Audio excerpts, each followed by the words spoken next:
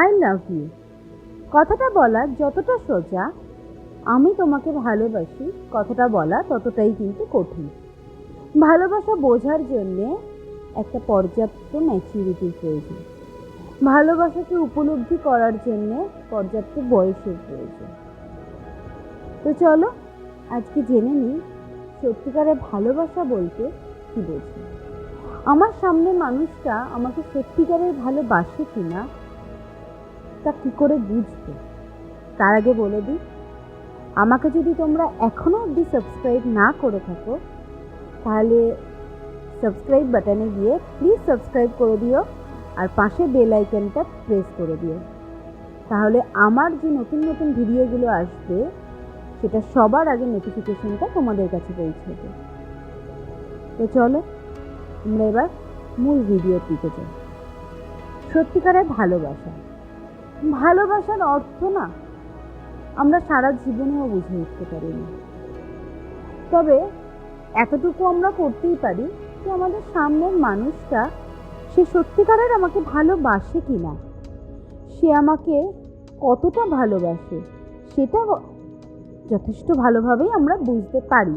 কিন্তু কিভাবে, তার জন্য আমাদের কিছু পয়েন্ট ফলো করতে হবে, তার জন্য আমাদের কিছু জিনিস আমাদের দেখতে হবে যে আমরা যাকে ভালোবাসি বা আমাদের সামনের মানুষটার মধ্যে সেই সমস্ত গুণাবলীগুলো আছে কিনা। তো এত কথা না বাড়িয়ে আমরা ডিরেক্টলি চলে যাই আমাদের পয়েন্টে। আমাদের প্রথম পয়েন্ট, আমাদেরকে সবার আগে দেখতে হবে আমার সামনে যে মানুষটা রয়েছে সে কতটা আমাকে কেয়ার করে। কেয়ার এমন একটা জিনিস, তার মানে এই নয় যে সে তোমাকে ফোন করে সবসময় জিজ্ঞেস করবে তুমি খেয়েছো কিনা, তুমি ঘুমিয়েছো কিনা, তুমি পড়তে গেছো কিনা, তুমি অফিস গেছো কিনা। এই জিনিসগুলো জিজ্ঞেস করাই কিন্তু কেয়ার নয়। কেয়ার সেটাই যে তোমার মুখের দিকে তাকিয়ে বুঝতে পারবে তুমি এখন কতটা খারাপ আছো বা তুমি কতটা আনন্দে আছো। তুমি খারাপ আছো সেটা না বলা সত্ত্বেও যদি সে তোমাকে দেখে বোঝে এবং সে তোমার জন্যে তার সমস্ত কাজের মধ্যেও তোমাকে ভালো রাখার চেষ্টা করে, তোমার কথা ভাবে, তোমার কিভাবে আনন্দ হবে, কিভাবে সেই ডিপ্রেশন থেকে তুমি বাইরে বেরিয়ে আসতে পারবে, এই সম্বন্ধে তার ভাবনা চিন্তাটা থাকে, তবে মনে করবে সেই মানুষটি তোমাকে সত্যিকারে ভালোবাসে, সেই মানুষটি তোমাকে কেয়ার করে, সেই মানুষটা তোমাকে মন থেকে সম্মান করে। Second, first point clear, care করে। সেটা শুধুমাত্র তোমার সামনের মানুষটাই নয়, একে অপরের প্রতি সেই কেয়ারটা যাতে থাকে। দ্বিতীয় পয়েন্ট কি আছে? দ্বিতীয় পয়েন্ট হচ্ছে সাপোর্ট করা। আজকে আমরা কেউই কিন্তু নিজের জীবনের লক্ষ্য পূরণের পরে প্রেমে পড়ি না। ভালোবাসা এমন একটা জিনিস না, কার জীবনে কখন চলে আসে আমরা কেউ বুঝতে পারি না। তো সবার প্রথম আমাদেরকে যেটা আরও একটা গুরুত্বপূর্ণ জিনিস লক্ষ্য করতে হবে সেটা হলো সেই মানুষটা আমার লক্ষ্য পূরণে আমাকে কতটা সাপোর্ট করছে। আজকে ধরো তোমার মনে হলো তুমি বিয়ের পর চাকরি করবে, কিন্তু সেই মানুষটা, তোমার সামনের মানুষটি যদি তোমাকে সেই চাকরি করতে সাপোর্ট না করে, তোমার লক্ষ্য পূরণে যদি সে তার সম্পূর্ণ সাপোর্টটা না দেয়, তখন কিন্তু তোমারই সমস্যা। তখন তোমার নিজেরই মনে হবে যে এইটা কি সত্যিকারের ভালোবাসা না। তোমাকে তার আগেই জানতে হবে যে সেই মানুষটা তোমার লক্ষ্য পূরণের জন্য কতটা উদ্গ্রীব, সে মানুষটা তোমার লক্ষ্য পূরণের জন্যে তোমাকে কতটা সাপোর্ট করতে পারে। যদি দেখো তার মধ্যে সেই সাপোর্ট করাটা বিষয় একদমই নেই, তাহলে বলবো সে মানুষটা তোমাকে ভালোই বাসে না। কারণ আমি যাকে ভালোবাসবো তার সমস্ত লক্ষ্য পূরণ, তার স্বপ্ন, তার সমস্ত কিছুই আমার ভালোবাসার মধ্যে কিন্তু জড়িয়ে থাকবে। তো সবার আগেও এটাও দেখে নেবে যে সে তোমার লক্ষ্য পূরণে, সে যে কোনো চাকরি করা বলো, বা তোমার যদি আজকে মনে হয় তুমি বাইরে পড়তে যাবে, সেটাও ক্ষেত্রেও তো হতে পারে। লক্ষ্য পূরণ মানে কিন্তু শুধুমাত্র চাকরি বাকরি করা নয়। লক্ষ্য পূরণ তোমার সমস্ত রকম পড়াশোনা থেকে শুরু করে চাকরি করা সমস্ত কিছুই হতে পারে। সেটা যে কোনো লক্ষ্যই হতে পারে।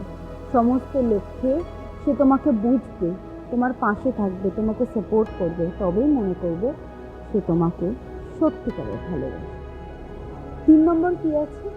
3 নম্বর পয়েন্ট হলো তোমার সামনের যে মানুষটা রয়েছে তার কথায় কতটা সত্যতা রয়েছে। ধরো সে তোমাকে আজকে প্রতিশ্রুতি দিল যে সে তোমাকে তোমার লক্ষ্য পূরণে সাহায্য করবে, কিন্তু আজকে যখন সময় আসবে যে তোমার লক্ষ্য পূরণটা করার, সেই সময়টা সে পেছনে সরে যাবে। এইটা কিন্তু কোনো কথার সত্যতা নয়। আজকে তুমি যখন শরীর খারাপ হবে, সে তোমার পাশে থাকবে বলে তোমাকে প্রতিশ্রুতি দিয়েছে সারা জীবন, কিন্তু আজকে তোমার বিপদে তোমার থেকে অনেক দূরে সে সরে রয়েছে। সে তোমার ফোন রিসিভ করছে না, সে তোমার সাথে কোনো কন্ট্যাক্ট করার চেষ্টাই করছে না। এটা সত্যিকারের ভালোবাসার লক্ষণ হতেই পারে না। তার কারণ যে তোমাকে ভালোবাসবে, যে তোমাকে সত্যিকারের ভালোবাসবে, সে সব সময় তোমার পাশে থাকবে। তার দেওয়া প্রত্যেকটা প্রতিশ্রুতি সত্য হবে, তার কথার সত্যতাটা বজায় থাকবে সবসময়। যদি এটা না থাকে, মনে করো সেটা সত্যিকারের ভালোবাসা কখনোই হতে পারে না।